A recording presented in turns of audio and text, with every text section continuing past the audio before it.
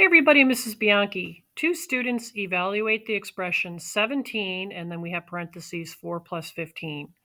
Student A evaluates the expression by adding the product of 17 and 4 to the product of 17 and 15. Student B evaluates the expression by determining the product of 17 and 19. So really what this question is really trying to find out is what is your level of understanding of distributive property? So let's talk about that for a little bit. And I think what would be a good idea is to actually add the 4 plus 15 so we can see it. And then I'm going to use this model here to help us understand visually what this might represent. So if we were to add the 4 plus 15 and just follow order of operations to simplify this thing, then we would get this plus this would be equal to 19. And we'd be multiplying the 17 times the 19 to come up with some number. Now, just to speed things up, I'm going to use the calculator. I'm going to multiply, find the product, as they say, right? Product of 17 times 19. That means you're multiplying those together. So let's multiply 17 times 19 and see what we get. All right, so we get 323 when we do it that way. Now, if this was a rectangle that was 17 going this way and 19 going this way, wouldn't we be multiplying 17 times 19 and getting 323 square little units in there? Yes, that would be true, right? So now let's talk about how we might distribute. I'm just going to clone what I have here, and now we're going to distribute. Actually, let's put it over here so we can kind of see what's going on.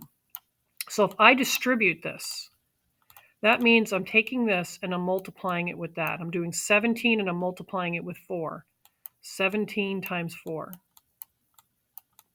And then I'm adding to that 17 times 15. 17 times 15.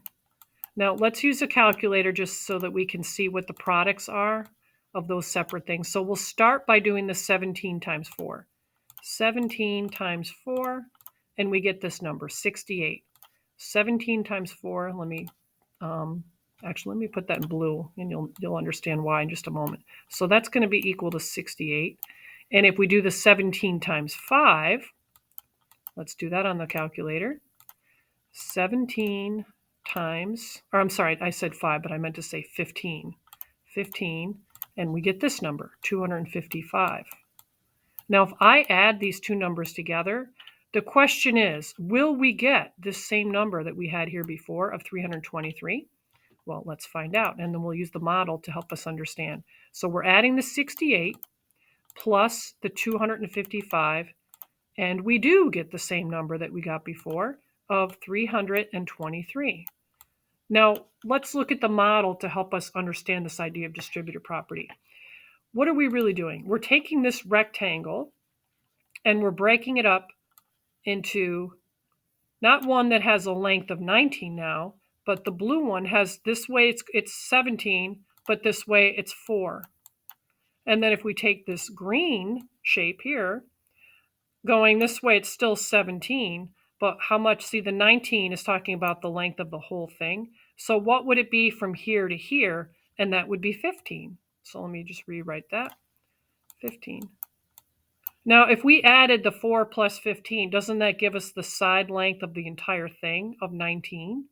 So really, what are we talking about here? We're talking about the area of this blue rectangle being 68. So now it makes more sense why I color-coded this. And this green piece is going to be 255. And it's the idea that we're not taking any of the area away. We're just redistributing it. Distributive property. Now, if we look back at what they're talking about here, let's read this more carefully to see if that's what's going on here. Student A evaluates the expression by adding. Did we do that? Yep, we did. By adding the product of 17 and 4. 17 and 4. Yep, we have the product of that right here. To the product of 17 and 5. Yep, we have the product of 17 and 5 right here. And we added that together and got this. Versus what the other student did, which is student B. Student B evaluates the expression by determining the product of 17 and 19. Now, again, where does the 19 come from? It's the sum of these two numbers. And if we look at the visual model, it's also the sum of this number and this number, which basically makes up, if I move this out of the way for a moment and move this out of the way for a moment, that 19 makes up the length of this side, which is the sum of 4 plus 15. So what does that mean as far as which student is correct? Now, both students got the same number, and does it match? Does this model or this work match what I have here in the red rectangle?